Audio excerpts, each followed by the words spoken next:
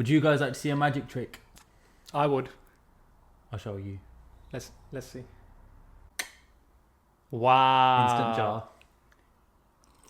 So, for those of you at home, his magic trick is for me to make the edits so that it looks like it's magic. Hey guys, welcome back to 2BFT. That was just a light-hearted trick to try and get everyone in the mood, because in this episode we will be covering men's mental health. It is Men's Mental Health Month, and we'd essentially like to create an episode just raising awareness as to some statistics which were shocking in the research that we were doing prior to creating this podcast, and I would just like to share a few with you right now. Some key statistics about suicide. Men make up a large majority of suicide deaths, with 74% of suicides in the UK being men. In the US, that's nearly 80% of all suicide deaths are men. Mental health disorders, around 12.5% of men in England have a mental health disorder. And it's also linked with substance abuse. Men are more likely than women to have substance abuse problems, including alcohol, drug dependencies, potentially dying from alcohol-related issues. There's also a significant percentage of men who experience trauma, which can lead to conditions like PTSD. Male depression is often underdiagnosed, not undiagnosed, but underdiagnosed, with many men experiencing symptoms without receiving a diagnosis. Occupational risks. Some occupations, like those in elementary or skilled trade roles, are associated with higher suicide rate amongst men. Now, obviously, it's easy to read that off a quick Google search regarding statistics, but what does it actually mean? Where does it come from, right? So we did a bit of research, and Rav, would you like to tell the audience where the Men's Mental Health Month came from? I don't know about you guys, but this is not the thing where I'm going off on a tangent. Again, I'm answering the question, but I'm saying that I don't know about you guys, but when I saw Men's Mental Health Month, I have been seeing it for the past couple of years. Harmon brought a point to me where maybe I just started thinking about my mental health more, and I've always been seeing it, but with the mind bias that look at seeing or that you believe is true, you end up seeing. So I wanted to know, where does Men's Mental Health Month originate from? When did it start? It was actually started in 1994, and the bill was passed by Bill Clinton in the US to officially make it a month. So, started from 1994, so it's been 31 years. It still exists today because there is still not enough awareness, or maybe not even awareness, but even amongst men themselves, on considering their own mental health and considering the mental health of other men. Everyone that you see in your life is always going through something, man or woman. But the main reason why it affects men so much is because there is a view of masculinity where masculinity is being a pillar of strength, a beacon of hope. And among these things, I think men feel like being that pillar of strength and beacon of hope is ignoring or denying the existence of emotions, or even stigmatizing them. We often hear for men that you need to man up, don't cry, you're not supposed to be sad, you're not supposed to be depressed, you're not supposed to be angry, you're not supposed to be any of these emotions. However, the emotions do exist because we are all made up of the same hormones. We all have the same chemicals in our body. We all experience emotions exactly the same. So really, we want to bring awareness and talk about, as 2BFT, how not only do men have a certain view and women have a certain view of mental health, but how it can also be stacked upon within different ethnicities. And Harmon is an Indian man, grown up an Indian man, and so have I. We know that in brown households, there is a particular stigma to mental health, i.e. everyone knows mental health doesn't exist, right? You can't be depressed in an Indian household. So Harmon, it's been 31 years since this bill has been passed. Do you think that in this 31 years, any progress has been made surrounding men's mental health, do you think that any of the objectives of creating this to be a month have been achieved? That's an interesting question, actually, because obviously you were just saying, you just mentioned that it's been 31 years, but I was just thinking about it as just the year that it was signed. I didn't actually fathom the fact that it's been 31 years. It doesn't feel like it, because when you give someone a date like that, they don't really calculate the years it's been. And it's just me being a maths guy. And I think I was going to mention, actually, that even though it's been going on for 31 years that this is Men's Mental Health Month, I don't think we've actually discussed this in this much depth until probably this year. We have gone 20, I mean, not 20 something years, because we were like babies and toddlers for like a majority of it. But we've gone a good portion of our lives from kind of early teenage years to adulthood without speaking about these things. Why do you think we've done that? Even like on a personal note, do you think like, why is it all of a sudden we're speaking about it now? I think that growing up, you have an idea that, I think at least I had an idea that mental health couldn't really affect me. I thought that if I thought in my mind that to have a level of mental fortitude, that believing in things that would take away my power, if I believed in them and accepted them to exist, then it would take away from my strength. So I think I kind of, sorry, I think I kind of mentally just shut that off in my mind that, nah, it doesn't exist. Like if I ever feel something, then, it's fine. Yeah. Don't worry about it. Do you think that's the same with you, or is it different?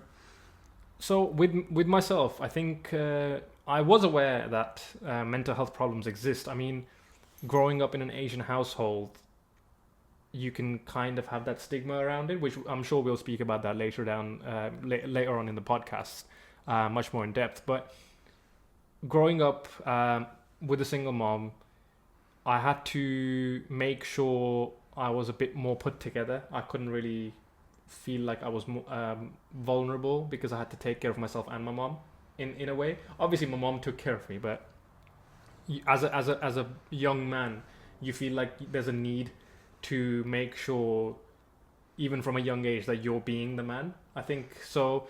I guess there's some trauma there to unpack. But what I'm trying to say is that from a young age, I kind of knew what mental health was.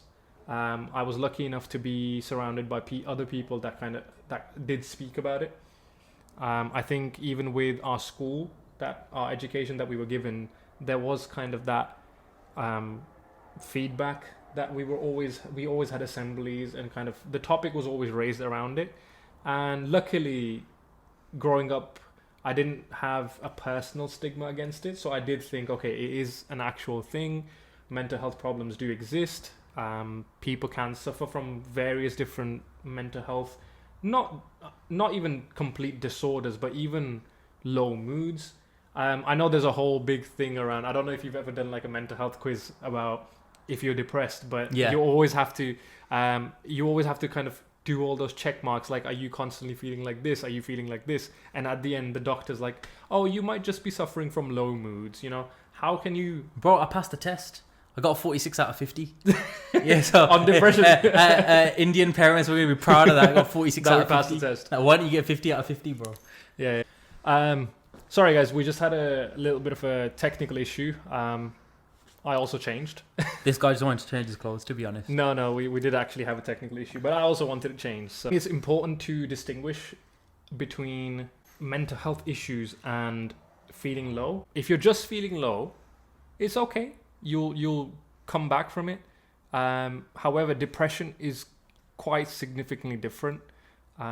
It's not something that just kind of goes away by exercising, by having a walk in the park. You can alleviate the symptoms. There's things that you can do to help yourself, which I'm sure we'll speak about coming through. But what I'm trying to say is, don't think that you're too far gone. There's no help for you just if you're feeling low. There's always hope and help available. We will also have in the description a bunch of sources where you can at least go to or make a start on going to, Yeah. should you feel this is a problem that is massively affecting you. Yeah. So make sure you check the description. Do you think the original objective of the Men's Mental Health Month has been achieved, or do you think we've made, so from the point that you were saying just now, do you think we've made any progress since 1994? I think, I mean, to be completely honest to the audience and you, Rav, we've only kind of seriously started speaking about it this year. So I can't really say for sure because I haven't researched enough to... And that's just us. That's just us. Yeah. We haven't researched enough to kind of give our overview on our points of view on that.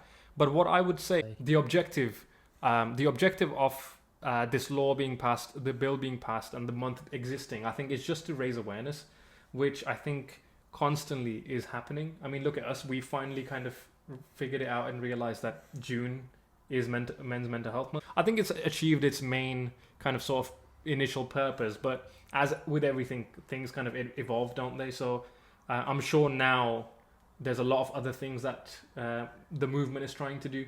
So what do you think in regards to that? Do you think that the objective was what I just said, or do you think that it was something different and it's still trying to achieve something differently? Because obviously you'll obviously have your own opinions in regards to this. I think that with Men's Mental Health Month, I think it has completed the objective of raising awareness because it's got our awareness, which is targeted mostly at the young generation, because I think every person can agree that 20s to 30s, like in your 20s to 30s, is that point in life where everyone just feels lost. Even if you build your life you've built your life in your 20s and you're successful at 30, you know, like that's everyone's dream, right? Yeah. I want to be fiddling around with my career and jobs in my 20s, and then when I'm 30 I want to be married and settle down and I've got kids and I've got my business and stuff like that, which is a heavy assumption. That's just what I want personally. Yeah. So I'm just basing it off what I want loosely. So confusing, and there's no kind of guidance for a guy on what to do. Now, there is no correct way to live your life, which is why I don't think the guidance is there.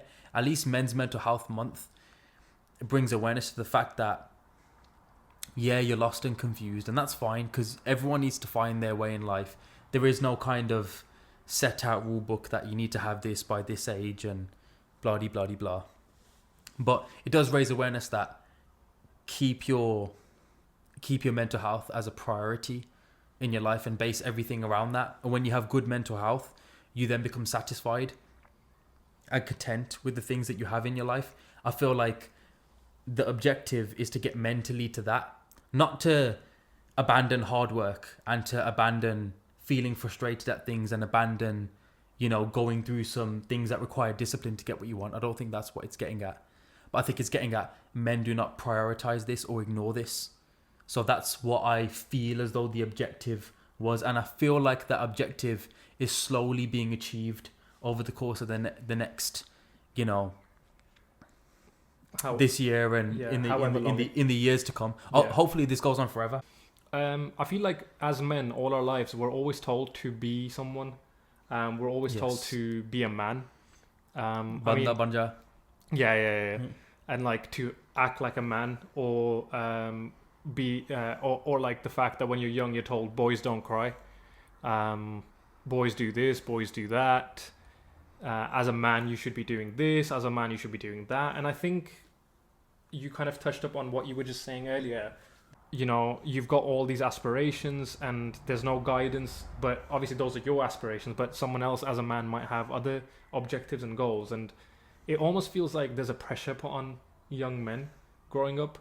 And the reason I said it hits home as well is because I've always kind of been told by others that you should be doing this, you should be doing that. I mean, look at my hobbies, for example. I'm literally a South Asian man trying to get into fashion. And that's the craziest thing for me, because the amount of people that tell me that's something not a man would do. I mean, I'm trying out clothes, I'm trying out different types of clothes, and in general, fashion, for some reason, is left for the ladies for some reason. And I there's a lot of stigma against me trying different things. I mean, I even said to someone before, like, do you know what?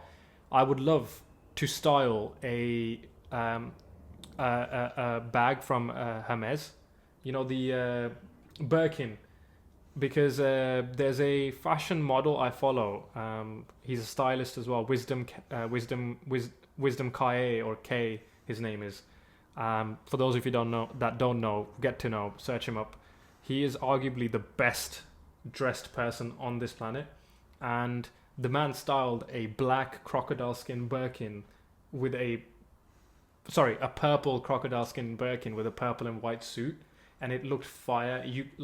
I don't think you would look at that outfit and say, oh, that's a woman's bag. So the point I'm trying to make is that even you and I probably like get told what a man is or how to be a man, even though there's no guide or rule book to be a man, because everyone makes their own way in this world and figures out what being a man is. So it seems like there's a lot of pressure for boys and young men to become this ideal man, or the thought of a man, but no one actually knows what it is. I was going to say that question to you. Where do you think it all comes from? I think the pressure has to come from somewhere. I think the main thing is the patriarchy. The patriarchy in itself is one of the reasons that all this pressure is on men, because guess what? Past 100, 200, 300, 400, 500 years, who has been in charge? Mostly men, until obviously women were able to vote and stuff. And they have created the society that now we live in, because they've passed those laws, they've set those bills that have passed over time that have created each society, each country has been created. And they've kind of slowly set the tone of what a man is.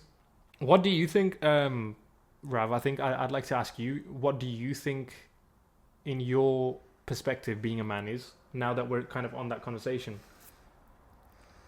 I think being a man is being courageous enough and observant enough to spot behaviors.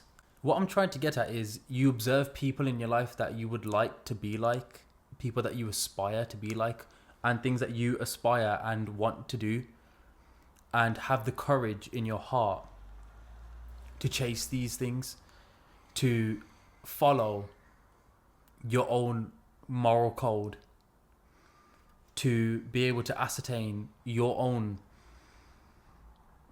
self set of morals on what is right and what is wrong, and you should stick by it. I think that is what being a man is. I think you can listen to other men about what being a man is, especially men that you look up to and you admire. If Mike Tyson is telling you something about masculinity, it's probably in your best interest to listen to him, right? If you met Mike Tyson, he was telling you something about masculinity, at least I would, because I'm not saying I aspire to be like him, but he did have traits of a man that, you know what, that is good to have. You can also be objective and see things that, oh, that was bad to have. But so long as you have that compass in your mind that I know what I want and the traits that I don't want, if you can have the courage to chase that in your heart and become a person of your own choosing, I think that is what being a man is. I think if you let yourself be forced and boxed in to another person's ideology of being a man, I do not think that is being a man. But then also, it's an inception, because that is my own perception. So if I put my perception on you, then you also can't listen to what I think, even though I'm saying it. So it's kind of an inception in itself. But everyone knows what I'm trying to get at. Yeah, I think completely agree. I think that is what being a man is. I was just going to say, like, I agree with a lot of things that you've said. Obviously, the Mike Tyson example, I wouldn't say he's my ideology of a man. He's a dangerous man. He could probably box me up like in half a second, and I would be in a coma or something. But to me, he gives the sense of he's a dangerous man. He's a strong, in terms of physical strength, man, and those are some of the qualities that you can aspire to have. For example, physical strength, being able to take a punch, I think a lot of men in our generation, I mean, a lot of men across all generations, attribute physical strength to being a man, which I can say, okay, that is one of the qualities that you can have as a man. You should be able to handle physical pain to a certain extent, looking up to what an ideal man is. Especially, I think for those of you that watch anime, you guys will know, Goku, Vegeta, Yes. Naruto. Let's not look at Naruto, to be fair, actually, because there's a lot of men there that left their kids orphaned in Naruto. But what I'm trying to get as fictional men, I think there's a lot of well-written fictional men that when kids... Batman? I wouldn't really say Batman. He's got a lot of trauma. You gotta love Batman, though. I think, again, that's more... Everyone loves Batman. I think that's more in the physical strength attributes, probably, like... And the intellect. But as a father, he let his child die. Oh, I don't know that much about Batman. Yeah. We'll take that example. Again, you can...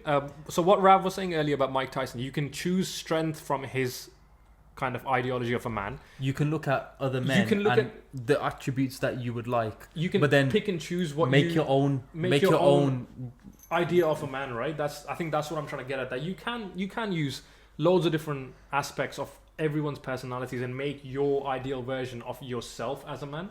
You get to choose what being a man is, because guess what? At the end of the day, if you're someone that identifies as a man, or a boy, like at a young age, and you grow up to be a man, you're a man.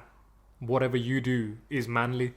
I think people need to also start moving away from the idea of telling someone what actions they should do as a man, because if a man is doing those actions, then guess what?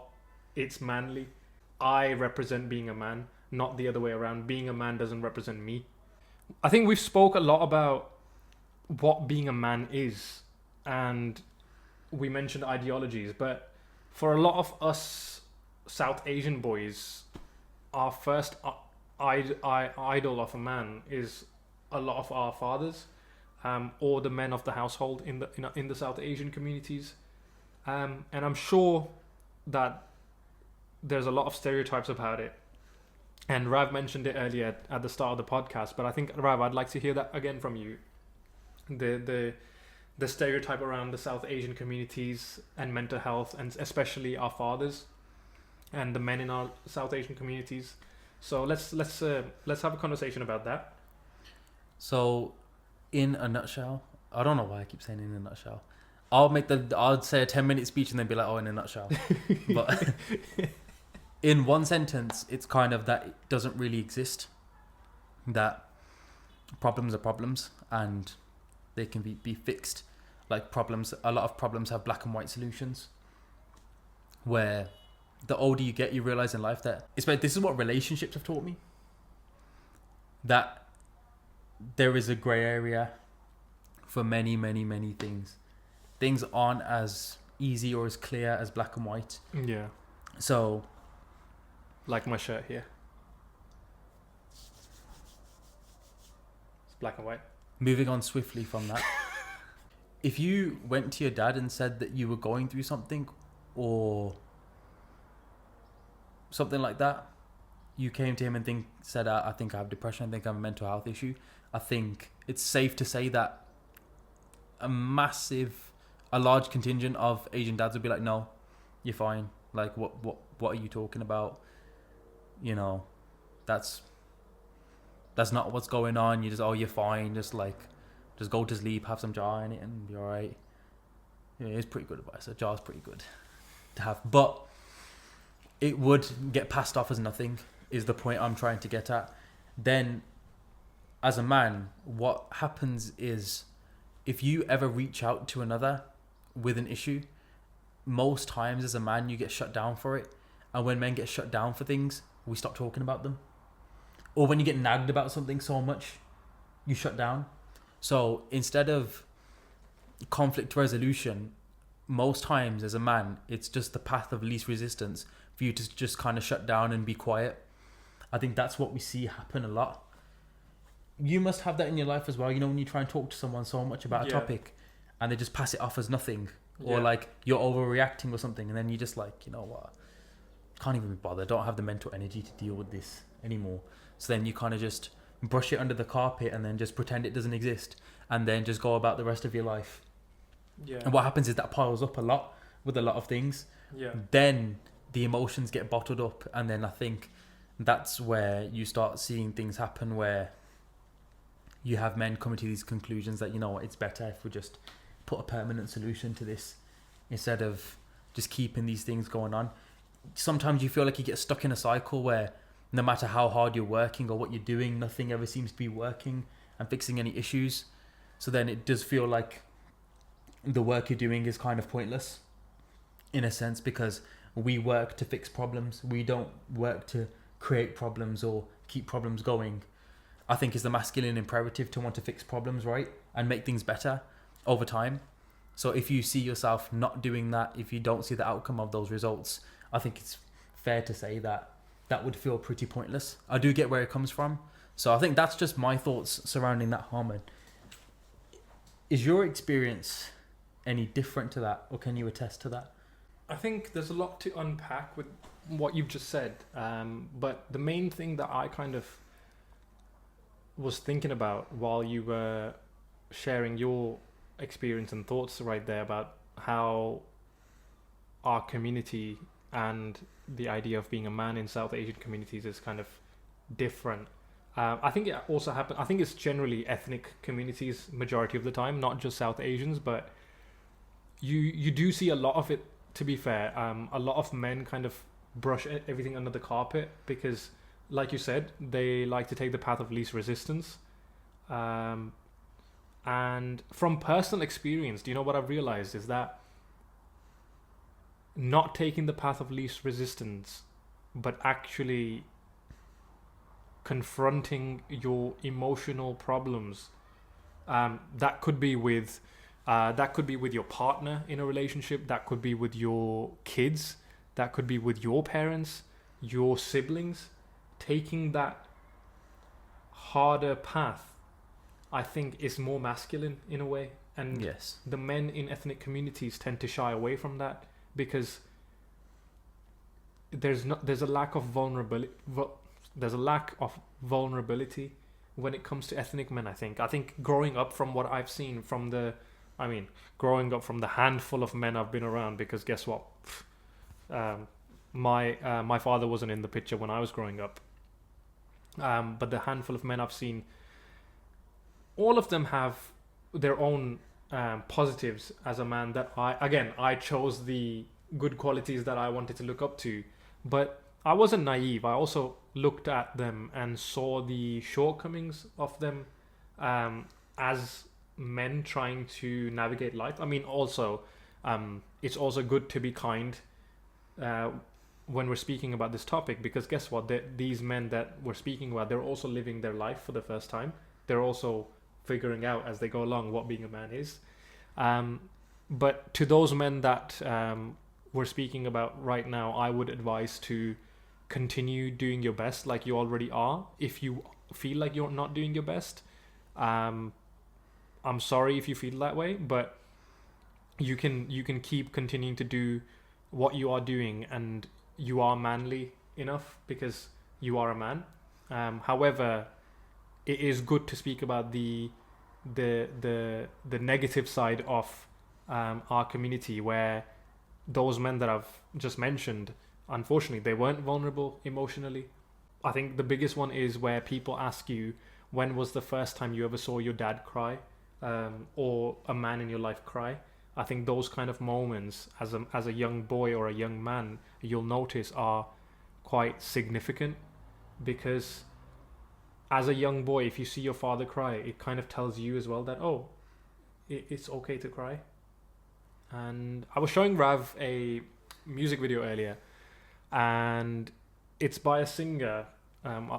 We're on iPhone 27, so we'll find it in 1 second. But it's by a singer. I'm pretty sure the name starts with PIFF something.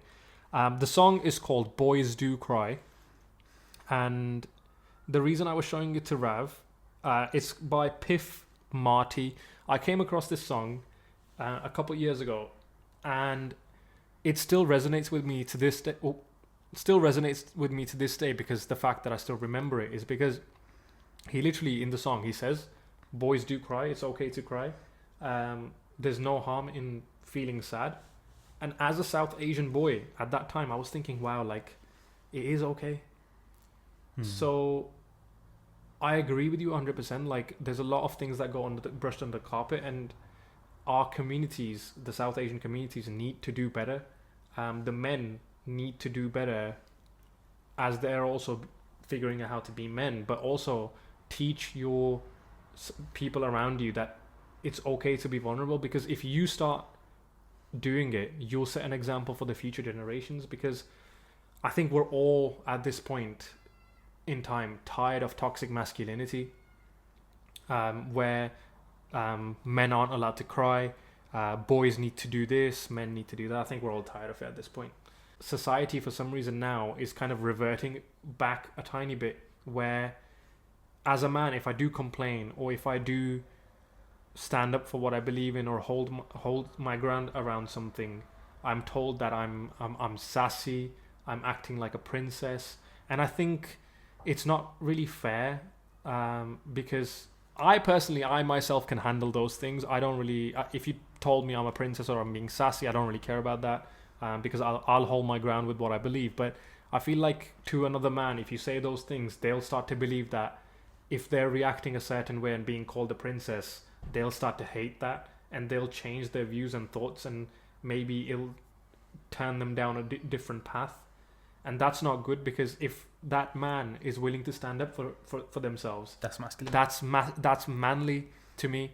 And if you're then turning around to say to them that, oh, men these days are sassy, or men are princesses, or men used to go to war, I'm sorry, unfortunately, you're part of the problem. You're adding on to men's mental health issues if you behave like that. I don't think that's right. I think all these conversations need to be had again, because I feel like we're kind of reverting back a bit with these comments towards men again in 2025. So I would like to say that's one thing I'd like to see change within the more woke people that like to claim that they support men's rights, men's mental health, women's rights, all the things surrounding all the things that are going around in the world with other minorities. But I think they do need to realize that if you're saying these things, you're part of the problem. You know, one thing I'd like to add, Harmon, is that although we speak about these things, it is 100% acceptable for a man to experience and hit the mic there, experience and process all the emotions everyone else can. But what also needs to be said is that we don't want to fall from one extreme to the other, to where men are not displaying or showing any emotions at all, to displaying and showing all of them. That doesn't mean now, as a man, you get to be crying all over the place and complain about everything. That's not what we're trying to get at. What we are trying to get at is balance. And I do think there is an element of balance to masculinity. I also think that if someone is trying to rile you up and you get super, super angry and lash out, I do not think that is masculine. I think staying grounded and calm in high pressure situations is masculine. I think even in moments of crisis and panic, which is a God of War quote, in moments of crisis and panic, panic does not serve you. Use it and harness it to allow it to serve you. So I think that what we want to strive for is balance. So never constantly display emotions and complain and, be an annoying person to be around who can't accept things as for the way they are. So the main thing is balance. If you can become balanced as a man, I think that is the greatest masculine you can achieve, to stay at a certain level of grounded regardless of what happens. And I think that's when you become the pillar of strength and the beacon of hope. Imagine having a friend that no matter how bad your situation was, just remained calm and level-headed and was like, you know what, Harmon, this is what we're going to do. This is how we can go about solving these things. Not judgmental. You know, it is true what you said, that maybe sometimes men are sassy and princesses, but if you came to me with a problem and I said, Harmon, I think, you know, sometimes, you know, you just need to get over yourself, man. Like, what are you so depressed for? That sort of thing. Even if you might be thinking it, and there might be a situation where you are overreacting, wouldn't you think it would be more masculine on my part to be grounded, calm, and say, you know what, Harmon, let's unpack this. Let's see this. Let's solve the problem. Then we can have a conversation later. Be like, you know what, bro? I think, you know, that time you were just overreacting a bit. I think, you know, in the future we could look at it like that. Do you think that would be more masculine? Yeah, or 100%. less? I think you're completely right with that. Yeah. So we don't want to... There is one extreme where men don't process or display emotions as much as they need to, but then we don't want to go... Because this is what happens with these videos, is that you end up going from one extreme to another. I think we need to ensure that we also follow our own advice and not tell people what they should do, because I think that's something that they should learn and experience themselves, that they need to achieve a balance. I mean, that balance could look different for them. For someone who's already on one extreme, balance would be for them to be a bit more to the left. They might not achieve true balance, but it's not for us to tell them what to do. It's something that they need to kind of... In that case, Harmon, how do you think, if balance is different for everyone, how would a person know when they've achieved balance? I think it is when you feel at a certain level of peace with yourself. And do you think that, or do you think there's any different factors? I think you're correct. I think the fact that obviously we're making the podcast about mental health. People experience mental health in different ways. Everyone's balance and that kind of ideal way to be is different. But on the topic of mental health, obviously, when you're feeling at peace, I think that's where you ought to be, especially as a man. I think if you're at peace with yourself, be that with the way you look, the way you dress, the way you smell, the way you speak, I think if you're happy with yourself, I think that's true masculinity, that's true peace. So being at peace is the point that we were trying to make. And I mentioned a bit of vulnerability there. You know, I suffered from depression previously when I was younger, growing up. I'm still following my processes that I've set in place to battle that. I think I do sometimes still kind of revert back to that side of myself. Occasionally I'll have I mean, to be fair, at this point I think I can say I have low moods instead of depression, but I do suffer from overthinking quite a lot. It clouds my brain, and I do get restless. I have a lot of issues with trying to calm my brain down, but that's a battle that I'm fighting, and I'm going to keep fighting because I believe that I'm not going to let that win. We've established that peace needs to be obtained. We've established what it looks like. But how do you get there? And this is what I use. I'm not going to dictate and say to you, this is what you need to do, as we've been saying, because this is the whole point of the podcast, right? What I do is I practice a level of stoicism. I did say that in spirituality, emotions are energy in motion. Every emotion you feel carries an energy around it. Emotions do not need to lead to actions. For example, if you are angry, you don't need to go out and punch a wall. You can be angry and sit there. You could be angry and go to the gym. You could be angry and go to work. You can be angry and be loving and kind towards other people. So what I like to do is practice a level of stoicism, and to where if high pressure events happen in my life, I do understand that the emotions are giving me energy to carry forth, to bring about actions, which bring about changes. And if the changes you want to see in your life are positive, you can use these emotions. You can use depression.